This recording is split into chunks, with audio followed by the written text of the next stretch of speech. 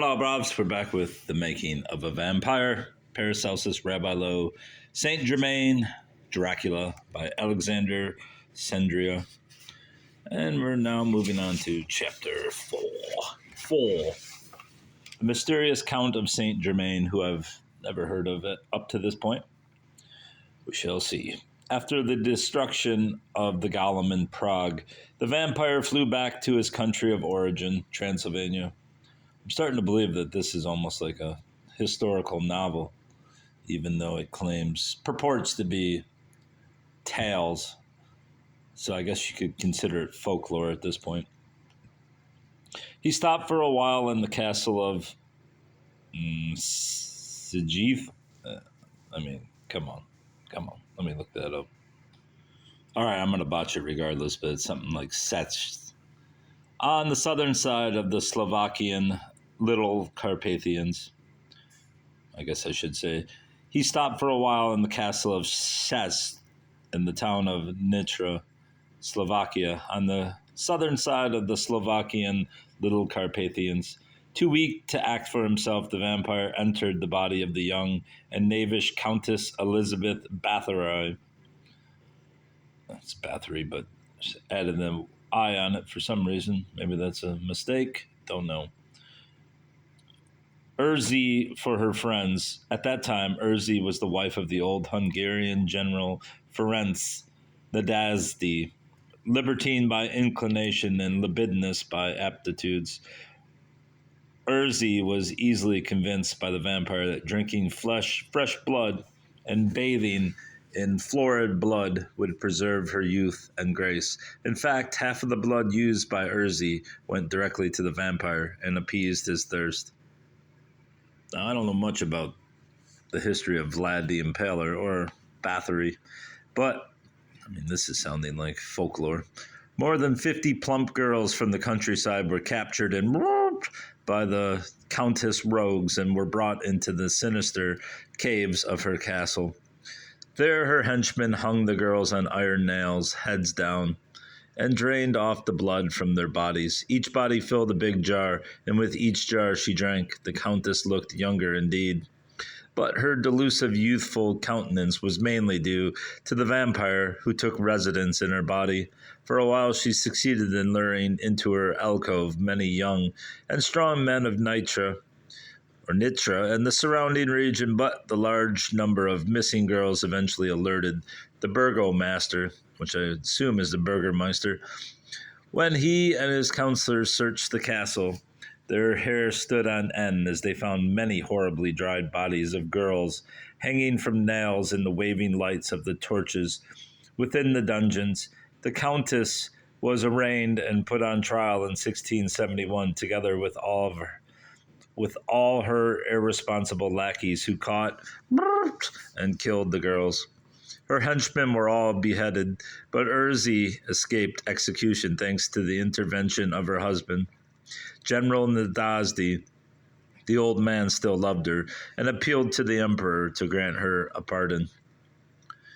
Losing the source of vital energy, the vampire left the Countess's body. He reportedly wandered from place to place for about 100 years or more without finding another possibility upon which to feed himself. There were many reports relating to his ghostly appearances all through the period, but not one of actual incarnation. The people were very religious in both Hungary and Transylvania, and many wore crosses at their necks or on chests, and the vampire was thus kept away.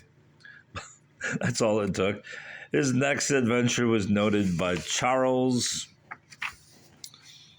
Ferdinand Schertz, who described it in his work Magia Posthuma, published in Olmütz, Moravia in 1706.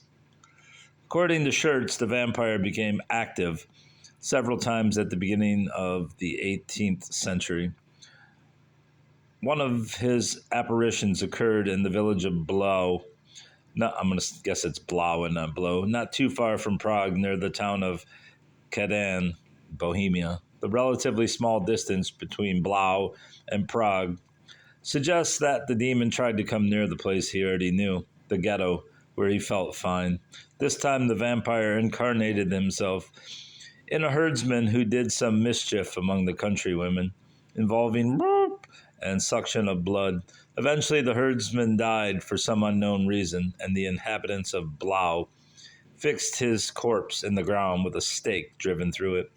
Schurz says the vampire laughed from within the corpse at the ignorant people who were employed about him, because they did not bring a priest with them to assure the success of the fixing. He was still too weak to act by himself, but asked the peasants ironically to furnish him with a stick in order to defend himself from dogs. The next night he extricated himself from the stake and frightened several villagers by ordering them to fetch a buxom girl full of blood. Then he disappeared. A few years later, Augustin Calmet listed several authenticated reports on vampirism in his dissertation Sur les apparitions, translated into English in 1759. All these reports circulated in Hungary and at the frontier of this country with Transylvania, and were gathered from villagers called Haidamaks and Haiduks who lived in those parts. Calmet doubts the veracity of these reports because he was unable to see how a body could leave its grave and return thence with sizable reserves of blood. Moreover, he was perplexed by the fact that no traces of trips in and out had been found on the surface of the earth above the grave. The hell are trips? At that time, the theory of the precipitation of matter had not yet, there's Paholka again, yet been accepted. This book, I don't want to break the spine. Also, Calmet apparently did not know that a non-material manifestation did not leave traces. Anyhow, he put in his books only well-authenticated reports. He retrieved one of those reports from a letter sent to him from Wallachia by an officer who at that time was quartered in Timisoara, a Romanian city located between Serbia and Transylvania. These reports are not as relevant to this story as the accounts I gathered in Bratislava relating to the mysterious Count of Saint Germain. Believed to be immortal, he had the ability to reincarnate himself or rejuvenate twice during each century. One of these accounts mentions the Count and the vampire in a most intriguing association. Saint Germain, alchemist and illuminate, theosophist, and Freemason, was an open-minded, sharp-witted fellow, a fiery speaker and a charming narrator. Rich and knowledgeable in all matters, full of low cunning, very eager to hear and read, he is depicted in many memoirs and often accredited historical documents of the 18th century as a man in the prime of his life, who sometimes disappeared from a town for many years and reappeared as young as before. He was never described as old. An aide-de-camp of Bonaparte, who knew him as a young man in 1756, during the 7 Years' War, was astounded to meet him again in the French Revolution, 1789. Saint Germain looked as young and active as 33 years before. However, in 1784, he was reported dead, but his grave was unknown. He is believed to be still wandering along some dull roads of Europe even today. I kind of want to see this one, even though I'm against these illustrations. Oh, man. So hard to open this book without breaking. I'm not doing it. I'm not breaking this spine.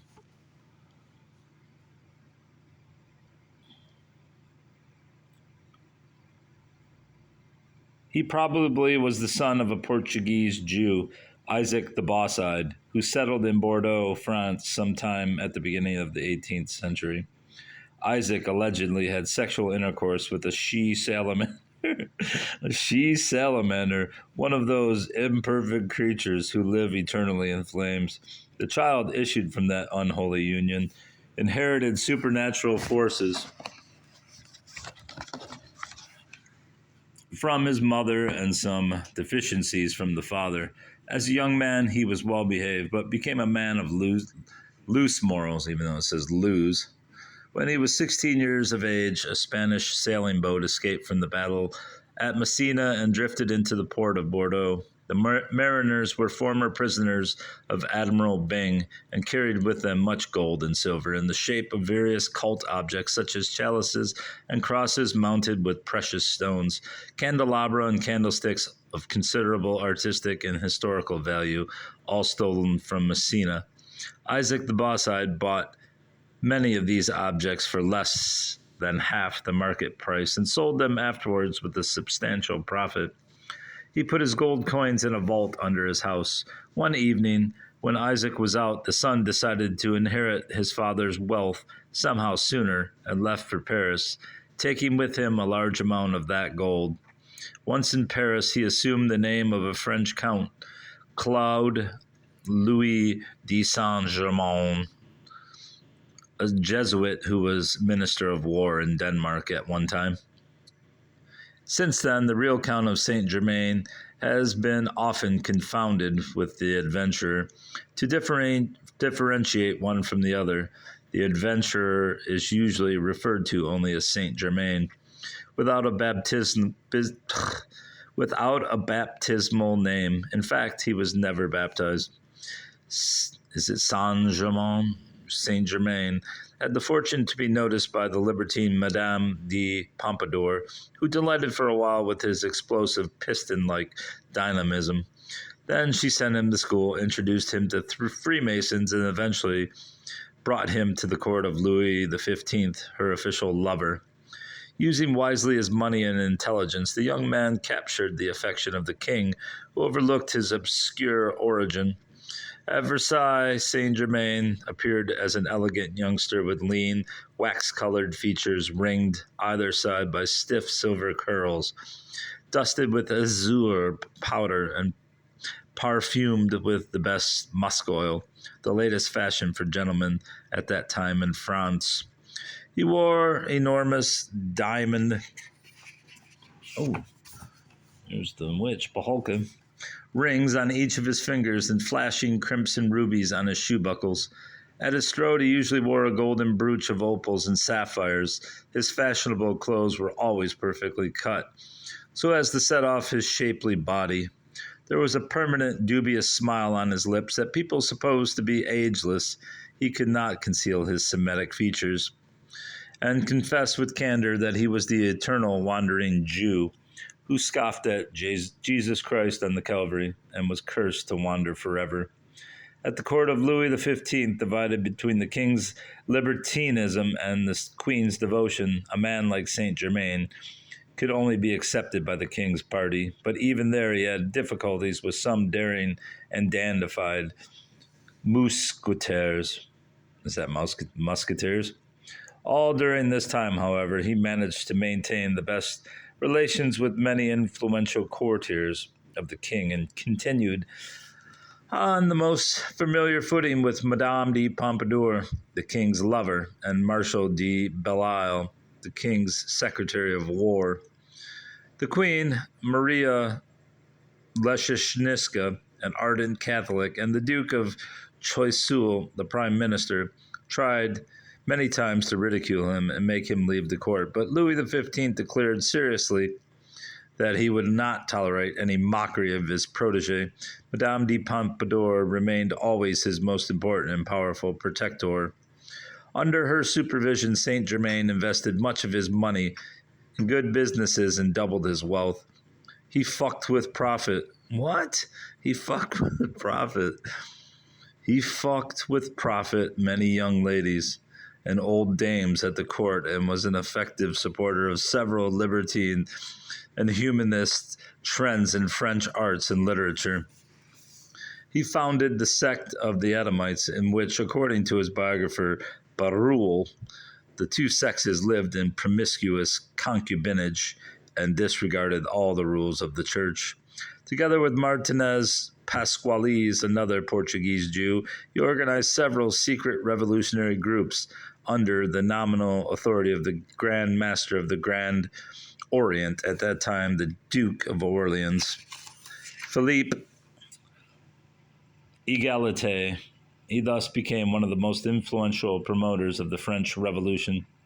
He once told Madame d'Adhémer one of the queen's ladies in waiting, that he used the aphorism, "He who sows the wind shall reap the whirlwind," long before Jesus Christ was credited with it, implying that Jesus was quoting his words.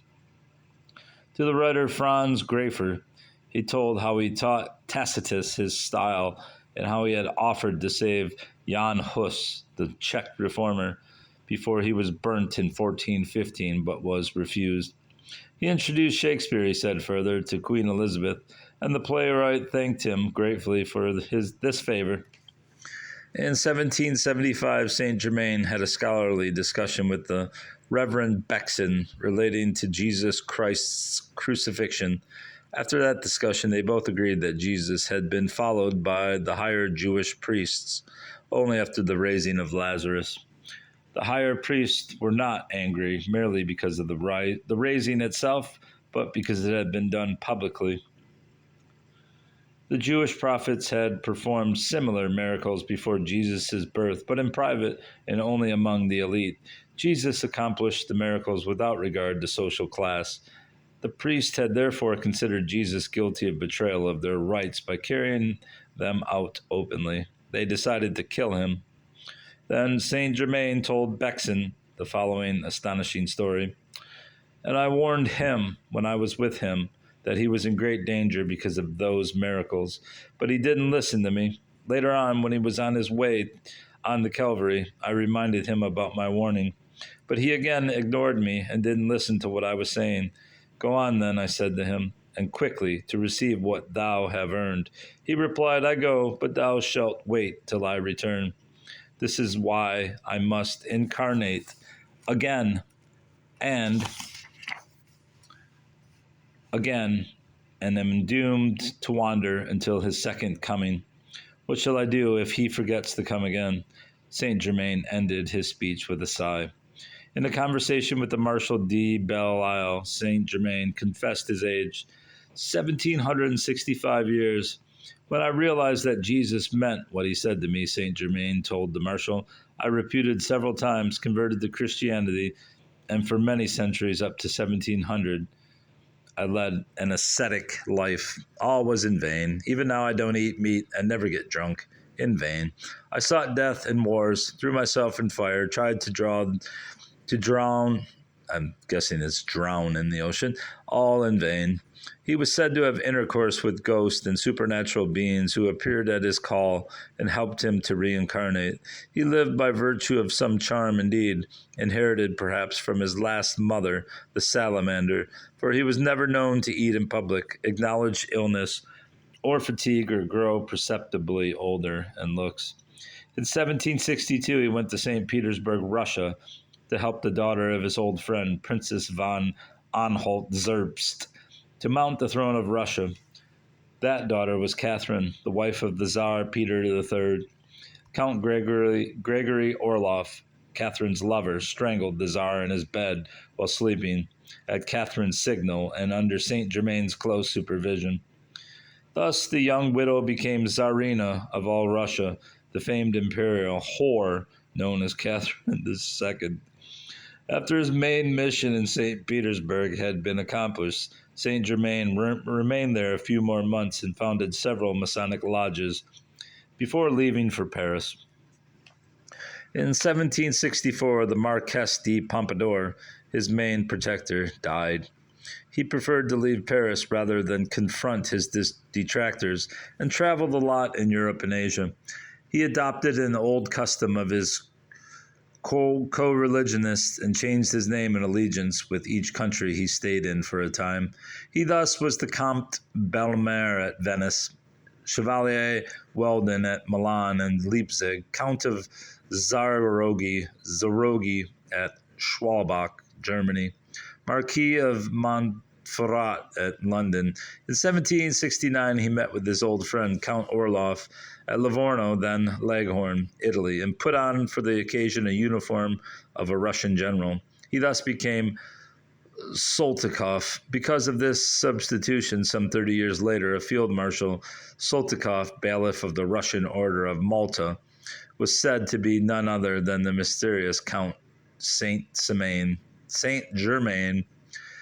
In 1769, the Russians were fighting the Turks at Kahul in southern Moldavia. The idea struck Saint Germain to show his bravery once he wore a general uniform.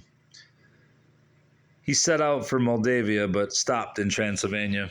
His first halting place was the town of Klausenburg, where he changed his Russian military uniform with the attire of a Hungarian Graf.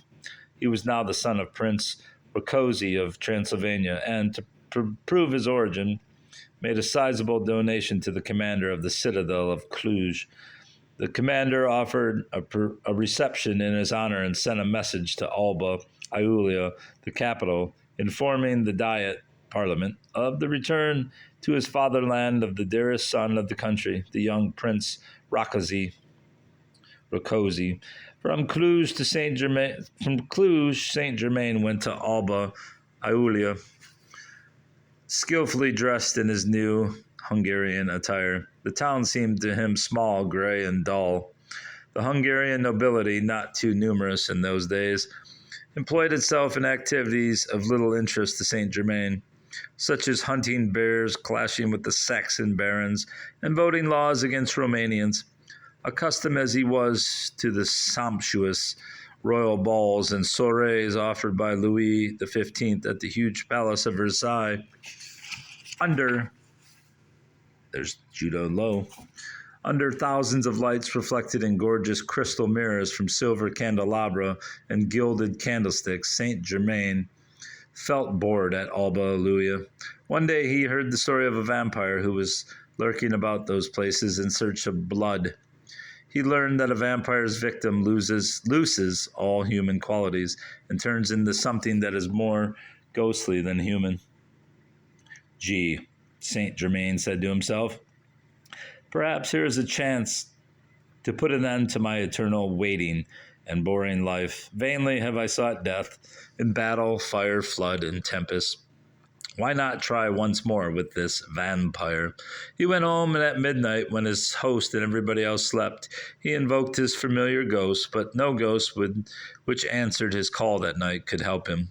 From one ghost, Saint Germain learned that the vampire was a he-demon endowed with some special powers that differentiated him from the other demons. First, he had to suck the blood of a woman. Second, the woman was changed into another vampire, that is, into a demon of the same category. Because of these particulars, all the other ghosts considered vampirism a kind of closed circuit and didn't like the vampires. They thought the vampires were ghosts of pretensions. Next morning, Saint Germain asked his host for the addresses of all witches and sorcerers who lived in Alba Iulia. From all, he chose a sorcerer who lived in a nearby village and was renowned for his dealings with bats. In Saint Germain's opinion, the bat was an animal of the same family with the vampire and the sorcerer who dealt with the former. Saint Germain thought might know about the habits of the latter. The following day, Saint Germain changed from his elegant attire to modest clothes, borrowed from his servant, and rode on his carriage to the nearby village. There, everybody knew the sorcerer, and Saint Germain had no problem in finding his house. Like many sorcerers' houses, this one too was built on the outskirts of the village, far from the church and school. Small but impressive sculpture of Judo Loew. Right. When he opened the door to enter, the daylight scared hundreds of bats which were hanging from the ceiling. Like a large billow of the sea, throbbing and swaying quickly here and there, the cloud of bats hurried to a back room, which was completely dark. The hall Saint Germain found himself in was large, slightly lighted by a fire that burnt under a cauldron in an ample chimney. In a corner, several serpents played menacingly with one another. 2 skeletons suspended from the ceiling were agitating their bones in the current produced by the precipitated flight of the bats. The sorcerer was a tall man, dressed in black and wearing a Hungarian Hamd hat. From the skillful manner he stirred the stinking concoction of frogs and cats in the cauldron. From the precise movements he made to throw different magic powders into the concoction. Saint Germain understood he was visiting an expert in the craft.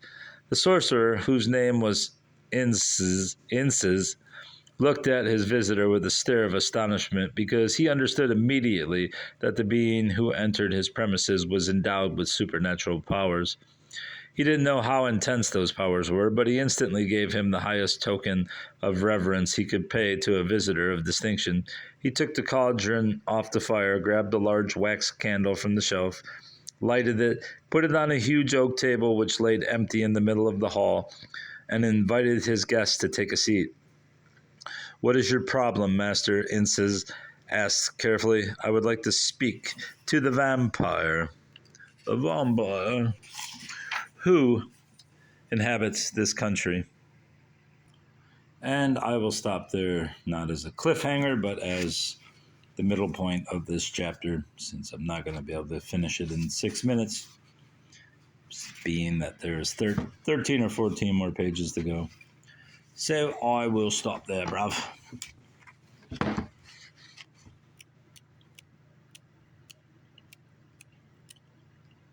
All right, that's all for now. Goodbye, bruv. I'll try to finish the book today, maybe. Goodbye.